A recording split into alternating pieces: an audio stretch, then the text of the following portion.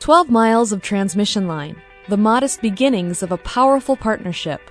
Along these wires traveled hope for the future of rural electric co-ops. Basin Electric was born of a hydro-thermal marriage between electric cooperatives and what is now the Western Area Power Administration. This partnership made it possible for Basin Electric to deliver power to a growing rural America across a single transmission system. Basin Electric, Western, and Heartland Consumers Power District operate their transmission systems as one, the integrated system. Before the integrated system, it was called the Joint Transmission System. It was critical to the early success of Basin Electric. Today, it's a solid business model that ensures enough reliable power for cooperatives, municipals, and preference customers. The integrated system's roots lie in the formation of Basin Electric.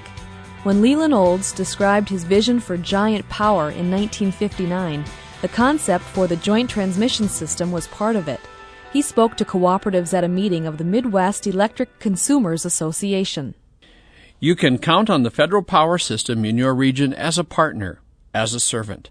It will provide increasing supplies of hydroelectric power designed to supplement your big, modern steam generating stations. It will provide the expanding super transmission system necessary to make the whole plan work.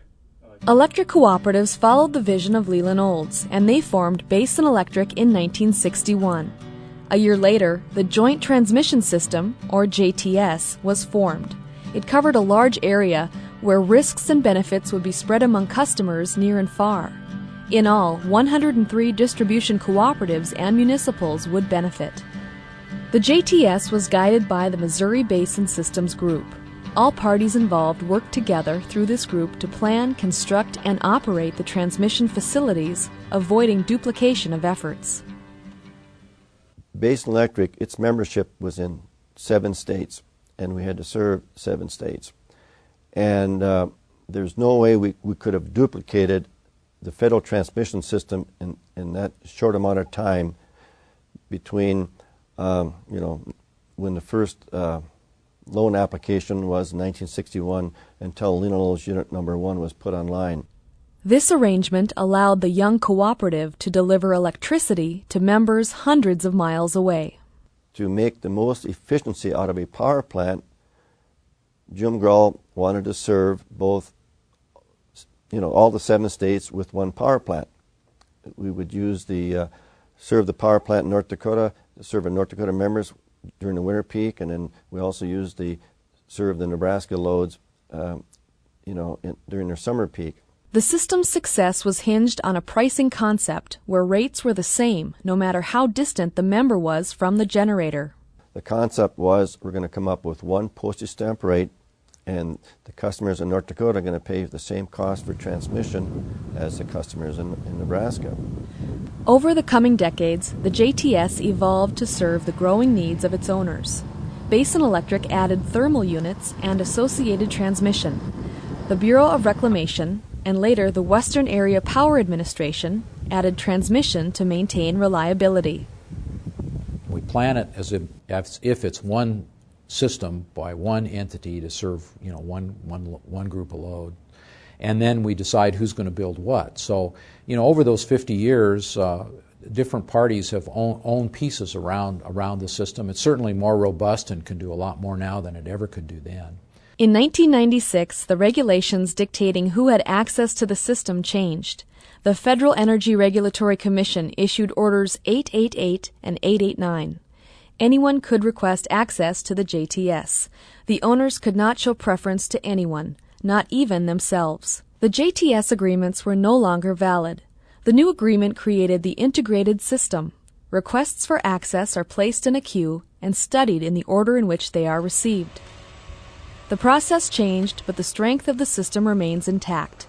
Today's integrated system consists of more than 9,000 miles of interconnected high-voltage transmission lines that deliver power from hydroelectric plants, thermal plants, and wind projects owned by project participants. Our main goal is to provide service for our customers. And by doing that jointly, we've saved them lots of money over the years. As with any tightly woven relationship, challenges constrain one partner over the other. Weather, Politics and economic conditions can tip the scales one way or the other. The flooding conditions of 2011 in the Missouri River Basin are a prime example. Excess hydropower on the system led Basin Electric to temporarily back off or shut down some of its coal units. There are times when it's difficult, of course, like this year when we both have surplus generation. And so in those years, it seems like we both get hurt. But as a group, I like to believe that we don't get hurt as badly as we would if we were competing with each other and acting independently. To me, the strength of the integrated system is just that, the integration. We have two great sources, the Western and Basin, that come together to serve our need. We're not having to deal with independents that don't care what our service needs are. Today, Basin Electric delivers reliable electricity to member cooperatives in 9 states, thanks in part to long-standing transmission partnerships. It's an approach not without challenge and controversy, but the integrated system's vision of going it together rather than going it alone is at the core of cooperative philosophy and thus the success of Basin Electric.